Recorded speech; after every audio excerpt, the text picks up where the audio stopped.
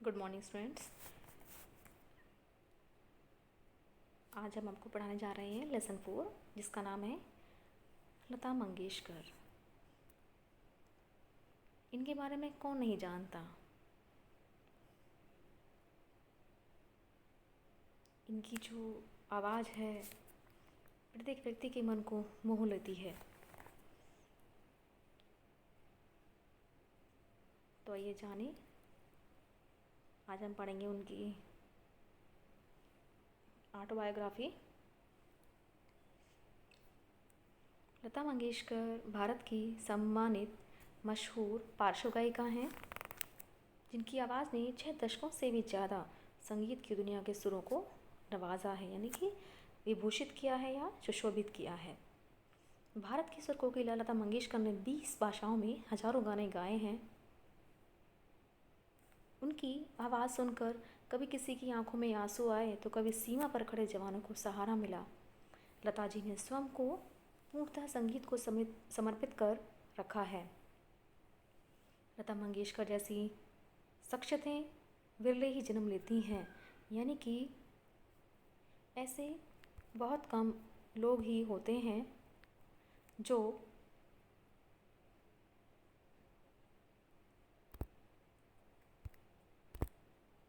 ऐसे बहुत ही कम लोग होते हैं जो इस धरती पर जन्म लेते हैं।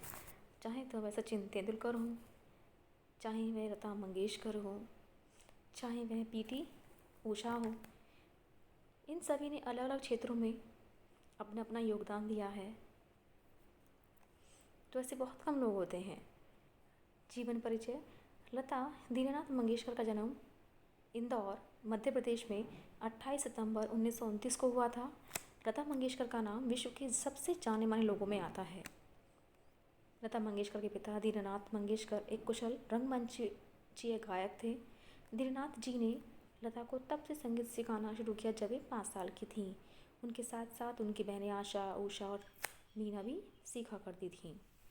लता अमान अली खान साहिब और बाद में अमानत खान के साथ भी पढ़ी। लता मंगेशकर हमेशा से ही ईश्वर के द्वारा दी गई सुरीली आवाज़, जानदार अभिव्यक्ति व बात को बहुत जल्दी समझ लेने वाली अविश्वसनीय क्षमता का उदाहरण है। यानी कि विश्वास नहीं किया जा सकता, उनके अंदर इतनी अद्भुत शक्ति थी। इन्हीं विशेषताओं के कारण उनकी इस प्रतिभा को बहुत जल्दी पहचान मिल गई थी। 5 वर्ष की छोटी आयु में ही उनको पहली बार एक नाटक में अभिनय करने का अवसर मिला।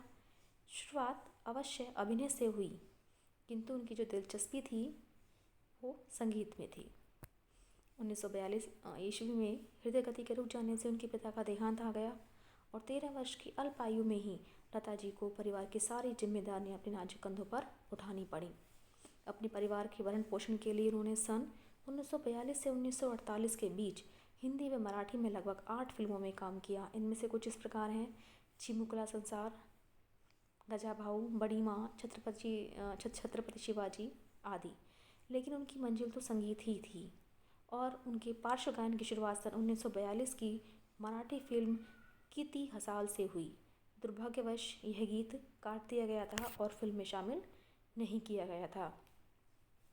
कहते हैं कि सफलता की राह कभी आसान नहीं होती और लता जी को भी अपना स्थान बनाने में बहुत कठिनाइयों का सामना करना पड़ा। कई संगीतकारों ने तो उनको शुरू में पतली आवाज़ के कारण काम देने से साफ मना कर दिया, लेकिन धीरे धीरे अपनी लगन और प्रतिभा के बल पर उन्हें काम मिलने लगा। संगीत में उन्होंने अपना पहला कदम रखा सन 1942 में पहली बार पार्श्व गायन का अनुभव, और 1943 में पहला हिंदी गाना गाया और 1947 में हिंदी फिल्मों में पार्श्व गायन यानी कि आपकी सेवा के रूप में उन्होंने अपना पहला गीत किया। नाम गुम जाएगा, चेहरा ये बदल जाएगा, मेरी आवाज़ ही पहचान है, अगर याद रहे। यह गीत लोग कभी नहीं भूल सकते और लता जी का व्यक्तित्व भी इस गीत से झलकता है कि भले ही नाम गुम जाएगा, चेहरा बदल जाएगा, पर उनकी आवाज़ कोई नहीं भूल सकता। लता जी की अद्भुत कामयाबी ने उनकी फिल्मी जगत की सबसे मजबूत महिला बना दिया था। लता जी को सर्वाधिक गीत रिकॉर्ड करने का भी गौरव प्राप्त है। फिल्मी गीतों के अतिरिक्त उन्होंने गैर फिल्मी गीत भी बहुत खूबी के साथ गाए। लता जी की प्रतिभा को पहचान मिली सन 1947 में, जब फिल्म आपकी सेवा में उन्हें एक गीत गाने का मौका मिला। इस गीत के बाद उन्हें फिल्म जगत में एक पहचान मिल गई और फिर एक के बाद एक कई गीत गाने का मौका मिला।